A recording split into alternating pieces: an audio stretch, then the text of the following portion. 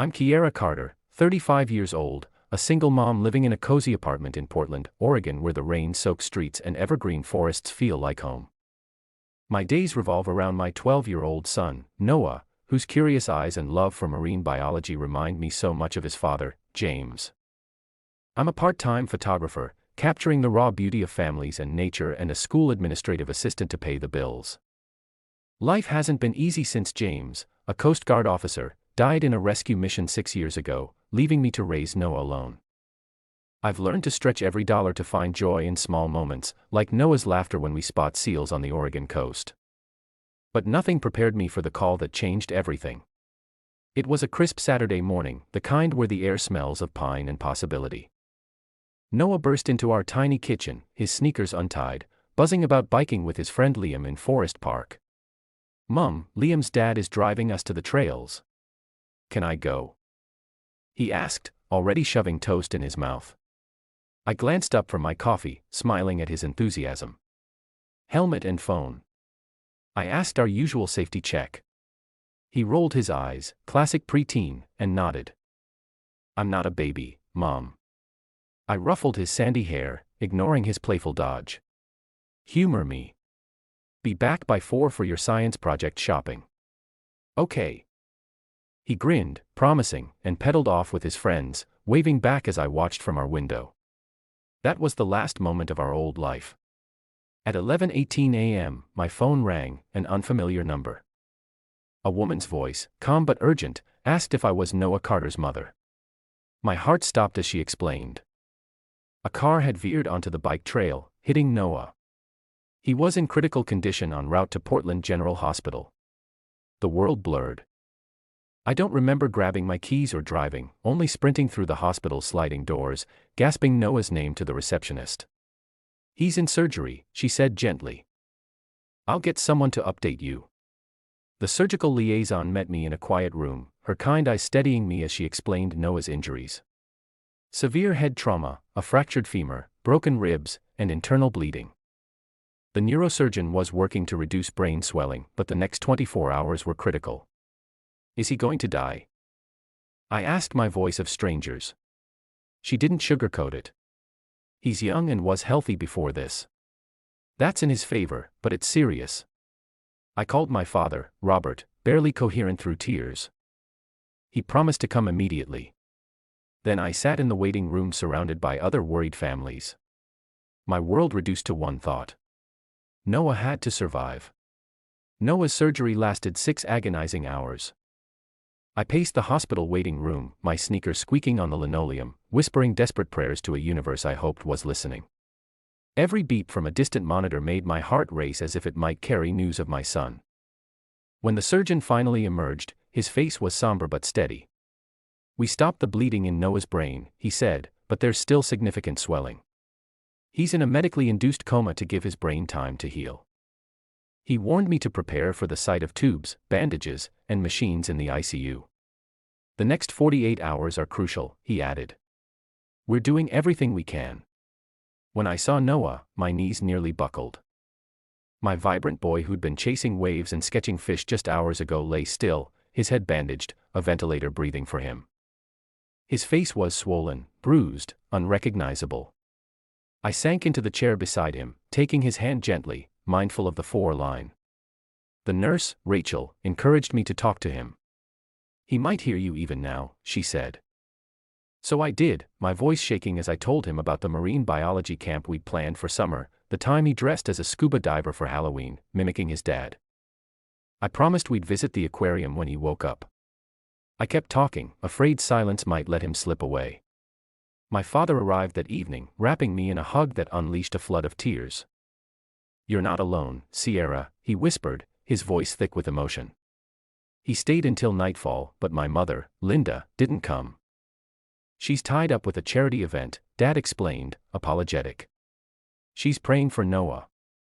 I nodded, too drained to process the sting of her absence. That night, I refused to leave Noah's side, curling up in the recliner with a hospital blanket. The ICU staff became my lifeline. Rachel explained medical jargon, brought coffee, and gently nudged me to eat.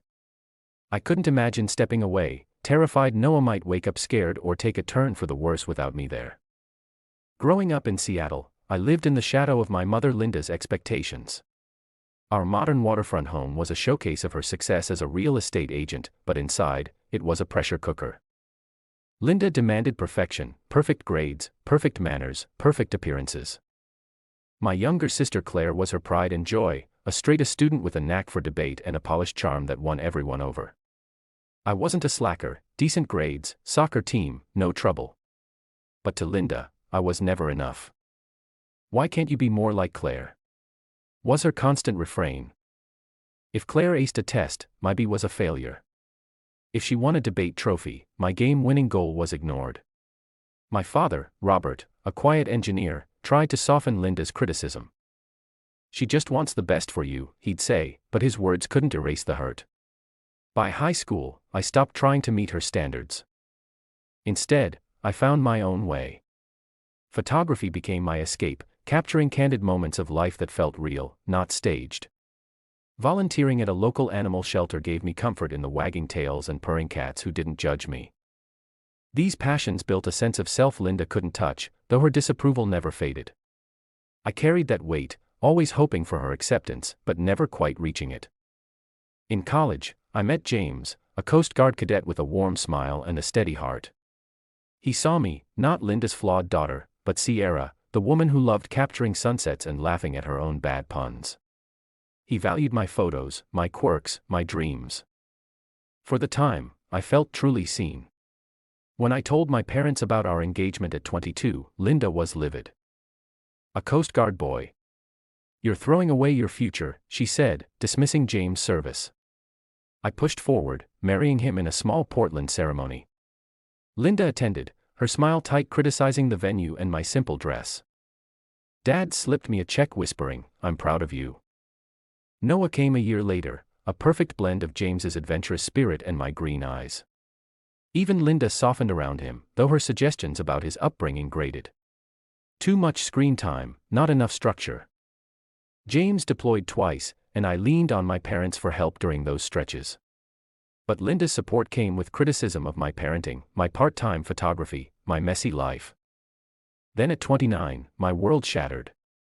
2 officers at my door, a folded flag, and the news that James had died in a rescue mission off the Oregon coast.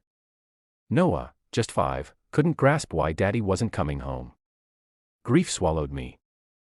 But I had to be strong for my son, building a new life in a smaller apartment, working full-time, and keeping James's memory alive. Linda's response to James's death was to tighten her grip. "Move back to Seattle," she urged, as if I couldn't raise Noah alone. When I refused, she found other ways to control me, buying Noah lavish gifts I couldn't match, then reminding him, "Mommy can't afford these, but Grandma can."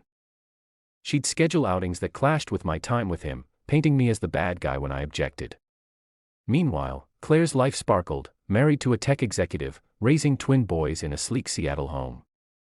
Family gatherings became Linda's stage to contrast our lives. "Claire's boys are already coding apps," she'd say. "Is Noah still struggling with fractions?" Still, I kept the peace for Noah's sake. He loved his cousins, and sometimes when Linda wasn't critiquing me, we had moments that felt like family. Dad remained my quiet supporter, calling to check in or slipping me notes of encouragement. Noah and I built our own world in Portland, hikes in Forest Park, science club where he geeked out over marine life, and plans for a trip to the Monterey Bay Aquarium. We were finding our footing, healing from James's loss when Noah's accident turned everything upside down. As I sat in the hospital clutching his hand, I didn't know the worst test was yet to come, not from doctors, but from my own mother. 3 days into Noah's coma, I was a wreck, sleepless, barely eating, living for every beep of his monitors. The nurses, especially Rachel, were my anchors, explaining scans and urging me to rest. Liam's parents dropped off clothes, and my coworkers sent meals I couldn't stomach. James's parents called from California, ready to fly up, but I asked them to wait for clearer news. Noah's condition held steady with small signs of hope, stable brain pressure, better oxygen levels. But he still hadn't woken up. On the afternoon, Rachel insisted I take a 20-minute break to shower. "I'll stay with him," she promised. Reluctantly, I agreed, grabbing fresh clothes. As I stepped out, my phone rang. Linda. After days of silence, I felt a flicker of hope. Maybe she'd finally grasped the gravity of Noah's condition. Kiera, she said, her voice clipped. I need you in Seattle tomorrow by 2 to help with Claire's birthday party. I froze, the hospital hallway tilting. Mom, Noah's in critical condition. I can't leave him. Her tone sharpened. The doctors are handling it. Claire's been planning this for months. If you don't come, I'll cut off Noah's college fund.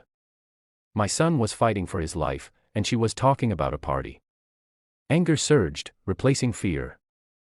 Noah might not survive, Mom. I'm not leaving him for Claire's birthday. Her voice turned icy.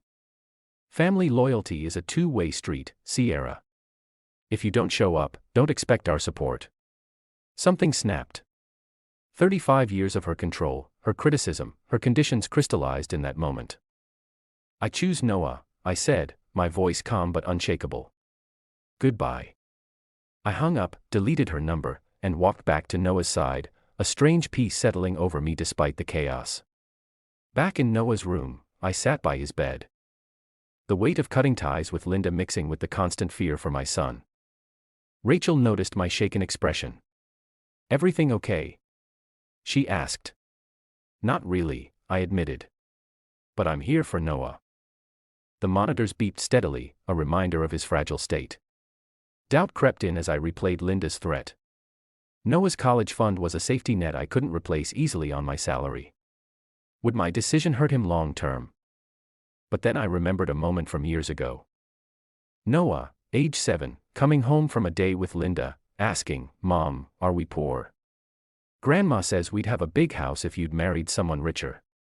That memory burned. Linda had used her wealth to make Noah question our life, to undermine James's sacrifice. I'd reassured him then, telling him our love and home were enough. Now as I held his hand, I whispered, I did the right thing, buddy. I'm not leaving you. Later, Dad called hesitant. Linda told me about your fight. She says you're being disrespectful. I explained her ultimatum, my voice steady despite exhaustion. Dad, Noah hasn't opened his eyes in 3 days, and she's worried about Claire's party. He sighed. She doesn't handle crises well, Chiara. She's scared. That's no excuse, I replied. I love you, but I can't keep doing this. He promised to visit, but I felt the distance growing, my focus narrowing to Noah alone. The next morning, hope flickered. Dr. Nguyen, Noah's neurologist, shared that his latest scans showed reduced brain swelling, a cautious step forward. We're lowering his sedation today, she said. It's a marathon, not a sprint. I clung to her words, watching Noah for any sign of awakening. Then my phone buzzed. Claire's text. Mom says you're skipping my party. Noah's sick, but it's just a few hours. Send a gift at least. I stared, stunned. Just sick. My son was in a coma, and she wanted a gift. More texts followed from relatives, all focused on the party, none asking about Noah. Their priorities cut deeper than Linda's threat. By evening, as I helped the physical therapist move Noah's legs, a miracle happened. His fingers twitched in mine. Rachel, did you see that? I gasped. She checked the monitors, confirming increased brain activity. Noah, it's Mom, I whispered. His eyelids fluttered, then opened briefly, unfocused, but real. Tears streamed down my face as Dr. Nguyen rushed in, confirming Noah was emerging from the coma. It's gradual, she cautioned, but the hope was overwhelming. Claire's party was happening miles away in Seattle, but I was exactly where I needed to be. Choosing Noah over family drama felt like breaking free from a lifetime of chains. Noah's recovery gained momentum. By morning, he was awake for longer stretches, responding to simple commands. Dr. Nguyen removed the ventilator, and Noah's raspy water was the sweetest sound I'd ever heard. He was weak, his memory foggy, but he was back. I was helping him sip water when Linda and Claire stormed into the room, unannounced. We've been trying to reach you, Linda said, her tone sharp. Claire's birthday was ruined because of you. Noah's eyes darted between us, confused. I set the cup down, my heart pounding. I turned my phone off when Noah woke up. I said calmly, "Let's talk outside." In the hallway, Linda unleashed her anger. "Your absence embarrassed us. You could have come for an hour." Claire chimed in. "We rescheduled the photographer because you weren't there for the family portrait." I stared incredulous. "Noah nearly died, and you're upset about a photo." My voice stayed steady, fueled by a new strength. "I was here when Noah opened his eyes. That's where I belonged." Linda scoffed. "The doctors didn't need you hovering." I stepped closer. "I am his mother. I decide what he needs. You can see him for 5 minutes one at a time and only if you're supportive." Linda bristled but agreed, her grandmotherly mask slipping on as she entered. I watched closely, ensuring Noah's peace came over the next year. Noah's recovery became our world. He tackled physical therapy with a grit that reminded me of James, taking his steps with a walker then mastering short walks. His memory lapses and headaches were setbacks, but his spirit shone through. Cracking jokes with his friend Liam, sketching fish again. My co-workers cleaned our apartment. James's parents stayed for weeks. Their love a steady anchor. I took on freelance photography, shooting local events to rebuild our savings after Linda cut us off. She followed through, removing us from their will and trust. Dad called, regretful but loyal to her. I had no choice, Sierra, I told him, meaning it. Claire sent Noah gifts, tentative steps toward reconciliation. But Linda's visits were performative, laced with subtle jabs at my choices. I held firm, limiting their access to protect Noah's recovery. By his 13th birthday, we celebrated in our tiny apartment with Liam's family, my co-workers, and a video call from James's parents. Dad stopped by briefly, his gifts neutral, his presence cautious. Later, on our balcony, Noah asked, "Will we ever be close with Grandma again?" I paused, choosing my words. "Sometimes, love means setting boundaries, buddy. Grandma's way hurts more than it helps." He nodded, wise beyond his years. "You stayed with me, Mom. That's what matters." He was right. Choosing Noah broke a cycle of guilt and control that had defined my life. We'd lost financial security but gained something richer, freedom to live authentically, surrounded by people who showed up without strings. Noah's accident tested us, but it also showed us our strength. We were enough just as we were. Closing message. To everyone who's walked this journey with us, thank you. You've seen our fears, our fight, and our fresh start. If our story stirred something in you, hit subscribe and join us. Every challenge we face builds a stronger, truer family. Keep fighting for what matters, and I'll see you on the other side. Share your thoughts in the comments section. Thanks for your precious time. If you enjoyed this story, then please make sure you subscribe to this channel.